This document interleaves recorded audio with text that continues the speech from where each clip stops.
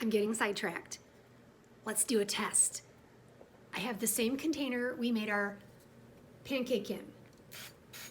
Squirt, squirt, squirt. I'm gonna take a little bit of the dough, the gender reveal dough, pour it in the container, just like we did with the pancake. I'm gonna put it in the microwave for 30 seconds. Let's see if we can make a microwave cupcake pancake. Okay, let's take it out. Oh my goodness.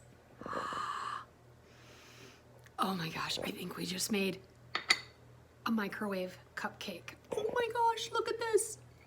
And it comes out. Okay, it's really hot.